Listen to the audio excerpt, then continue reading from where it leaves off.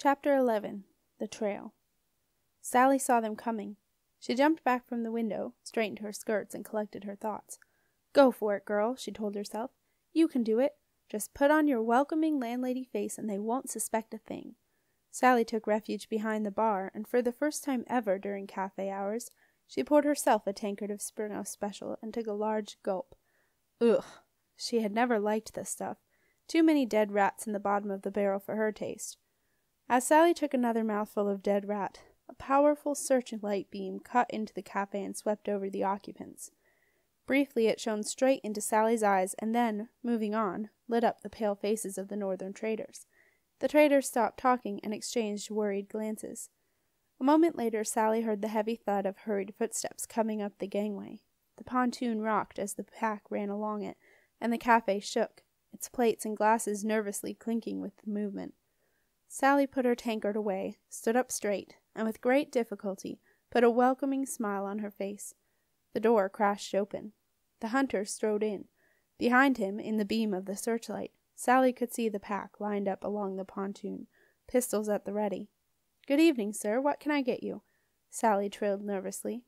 The hunter heard the tremor in her voice with satisfaction. He liked it when they were frightened. He walked slowly up to the bar, leaned over and stared at Sally intently. "You can get me some information, and I know you have it." "Oh?" Sally tried to sound politely interested, but that wasn't what the hunter heard. He heard scared and playing for time. Good, he thought. This one knows something. "I am in pursuit of a small and dangerous group of terrorists," says the hunter, carefully watching Sally's face. Sally struggled to keep her welcoming landlady face, but for a fraction of a second it slipped, and the briefest of expressions flitted across her features. Surprise. "Surprised to hear your friends described as terrorists, are you?" "No," said Sally quickly, and then, realizing what she had said, stuttered. I didn't mean that. Sally gave up. The damage was done. How had it happened so easily? It was his eyes, thought Sally. Those thin, bright slits of eyes like two searchlights shining into your brain. What a fool she was to think she could outwit a hunter. Sally's heart was pounding so loudly she was sure the hunter could hear it, which of course he could. That was one of his favorite sounds, the beating heart of cornered prey. He listened for a delightful moment longer, and then he said, "You will tell us where they are." "No," muttered Sally. The hunter seemed untroubled by this small act of rebellion. "You will," he told her matter-of-factly. The hunter leaned against the bar. "Nice place you've got here, Sally Mullen. Very pretty. Built of wood, isn't it? Been here a while, if I remember right. Good, dry, seasoned timber by now. Burns exceedingly well, I'm told." "No," whispered Sally. "Well, I'll tell you what, then. You just tell me where your friends have gone, and I'll mislay my tinderbox." Sally said nothing. Her mind was racing, but her thoughts made no sense to her. All she could think of was what she had never gotten the fire buckets refilled after the washing up boys set the tea towels alight. "Right then," said the hunter. "I'll go and tell the boys to get the fire started. I'll lock the doors behind me when I go. We don't want anyone running out and getting hurt, do we?"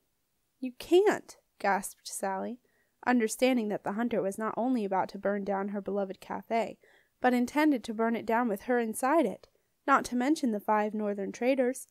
Sally glanced at them. They were muttering anxiously among themselves. The hunter had said all he'd come to say. It was going pretty much as he had expected, and now was the time to show that he meant business.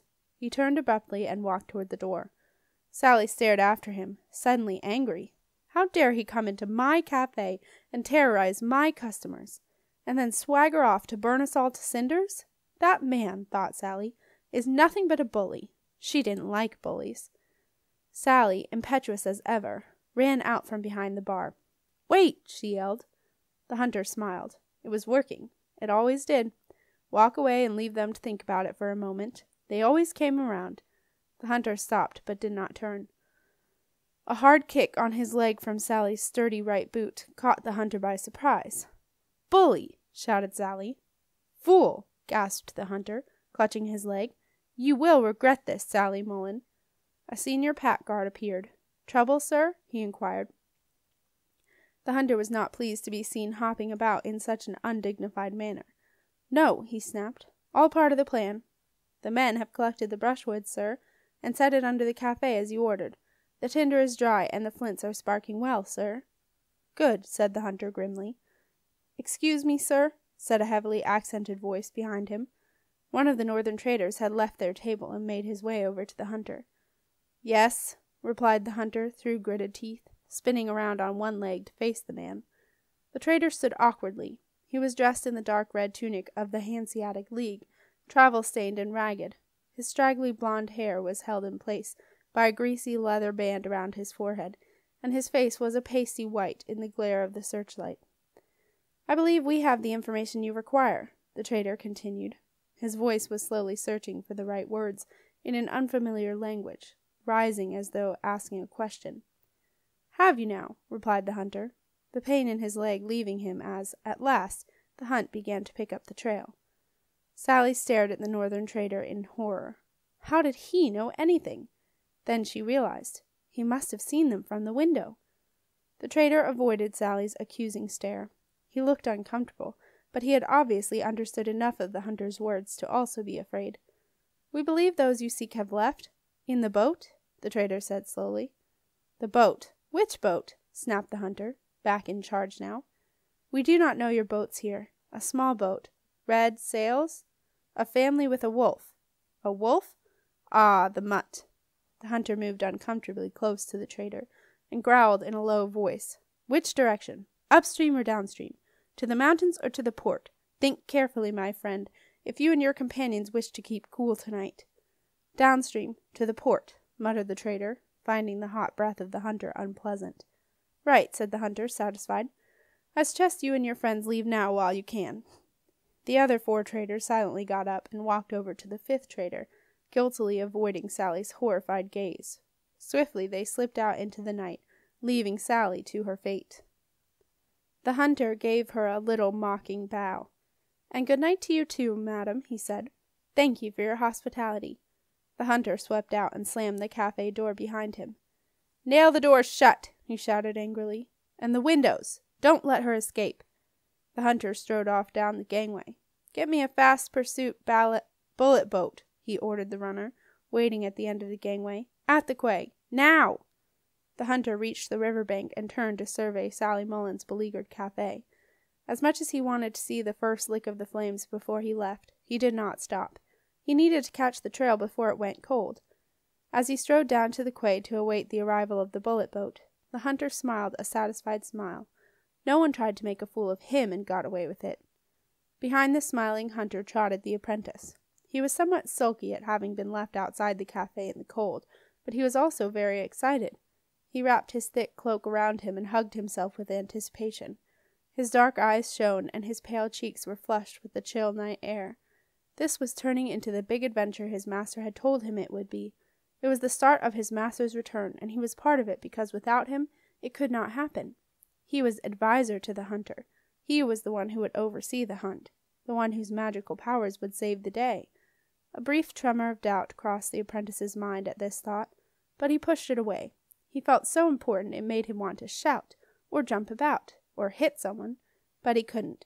He had to do as his master told him, and follow the hunter carefully and quietly, but he might just hit the queenling when he got her. That would show her.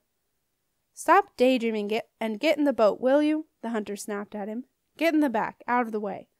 The apprentice did as he was told. He didn't want to admit it, but the hunter scared him.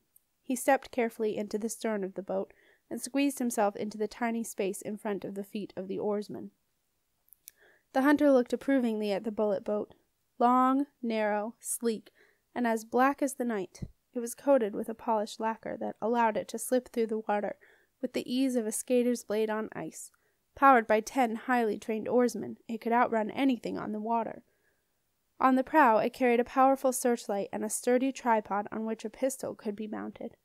The hunter stepped carefully into the prow and sat on the narrow plank behind the tripod, where he set about quickly and expertly mounting the assassin's silver pistol onto it. He then took a silver bullet from his pouch, looked at it closely to make sure it was the one he wanted, and laid it down in a small tray beside the pistol in readiness. Finally, the hunter took 5 standard bullets from the boat's bullet box and lined them up beside the silver bullet. He was ready. "Go," he said. The bullet boat pulled smoothly and silently out from the quay, found the fast current in the middle of the river, and disappeared into the night. But not before the hunter had glanced behind him, and seen the sight he had been waiting for. A sheet of flame was snaking up into the night. Sally Mullen's cafe was ablaze.